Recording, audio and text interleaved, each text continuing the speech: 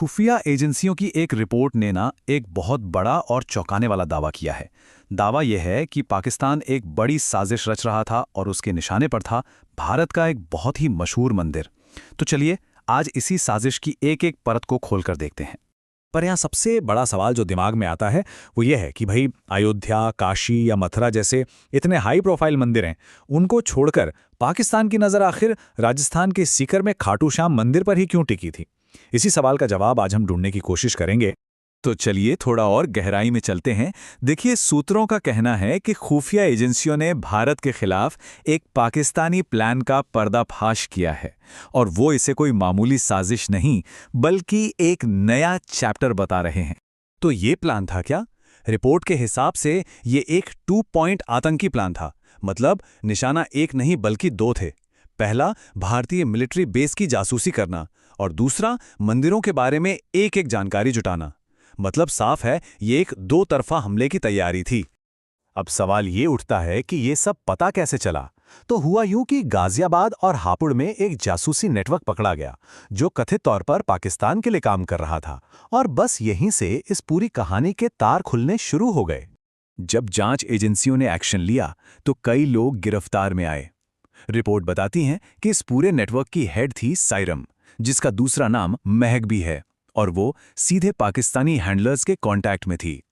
उसके साथ साथ सुहेल, प्रवीण राज, शिवा, ऋतिक और हाँ, हापुड़ से पकड़ा गया अजीम राणा, ये सब लोग भी इस नेटवर्क का हिस्सा थे। तो ये नेटवर्क काम कैसे करता था? इसका मॉडल बड़ा चालाकी भरा था। इसे शील्ड नेटवर्क कहा जा रहा है। इसका सीधा सा मतलब यह है कि जो मेन सरगना थी सायरम, उसने इन लड़कों को एक शील्ड यानी कि ढाल की तरह इस्तेमाल किया। उन्हें बहला फुसलाकर, धमकाकर आगे कर दिया ताकि वो खुद एजेंसियों की पकड़ से बची रहे। और शायद इन लड़कों को तो पता भी नहीं था कि वो कितनी बड़ी साजिश का मोहरा बन रहे हैं। और ये कहानी सिर्फ लालच या बहलाने फुसलाने की नहीं है, इसमें धमकी और डर भी शामिल है। ये बात तब और ज्यादा साफ हो जाती है जब एक गिरफ्तार लड़के के पिता का बयान सामने आता है। उन्होंने बताया कि उनके बेटे को धमकाया गया था कि अगर उसने सिम कार्ड खरीद कर नहीं दिए तो उसकी बहन को स्कूल से उठवा लिया जाएगा। मतलब ये सिर्फ जासूसी नहीं, ये तो जबरदस्ती और ब्लैकमेलिंग का भी केस है।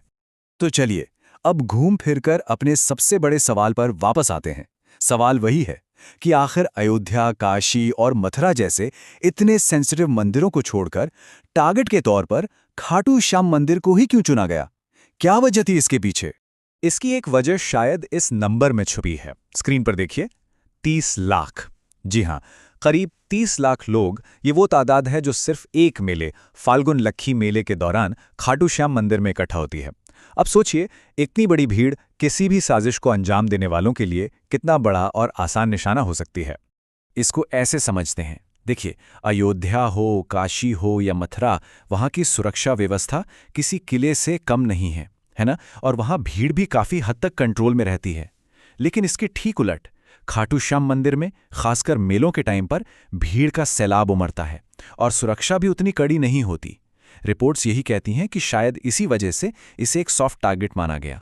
अब इस पूरी कथित साजिश को थोड़ा बड़े पर्सपेक्टिव में रखकर देखते हैं, क्योंकि रिपोर्ट की माने तो ये कोई पहली बार नहीं हो रहा है।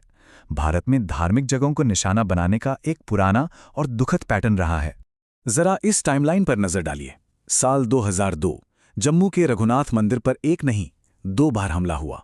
उसी साल गांधीनगर के अक्षरधाम मंदिर को निशाना बनाया गया।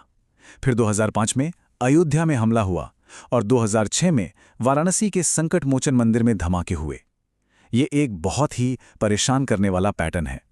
ये दिखाता है कि कैसे हमारे आस्था के केंद्र बार बार आतंकियों के निशाने पर आते रहे हैं। तो इस पूरे खुलासे के बाद अब आगे क्या? जाहिर सी बात है, चिंताएं तो बढ़ी ही हैं, और अब सुरक्षा को लेकर बड़े सवाल भी उठ रहे हैं। इस कथित साजिश के बेनकाब होने के बाद अब जोर शोर से ये मांग उठने लगी है कि खाटू श्याम मंदिर, और सिर्फ वहीं क्यों, ऐसे दूसरे सभी धार्मिक स्थलों की सुरक्षा को और भी ज्यादा कड़ा किया जाए। आवाजें उठ रही हैं कि इन जगहों की सिक्योरिटी का पूरा रिव्यू होना चाहिए। और आखिर में ये पूरी कहानी हमें एक बहुत ही अहम और बड़े सवाल के सामने लाके खड़ा कर देती है कि क्या हमारे वो धार्मिक स्थल जहां करोड़ों लोगों की आस्था बसती है, जहां इतनी भीड़ होती है, क्या वो अपनी इसी खूबी की वजह से एक आसान निशाना भी बन जाते हैं? इस पर हम सबको सोचने की जरूरत है।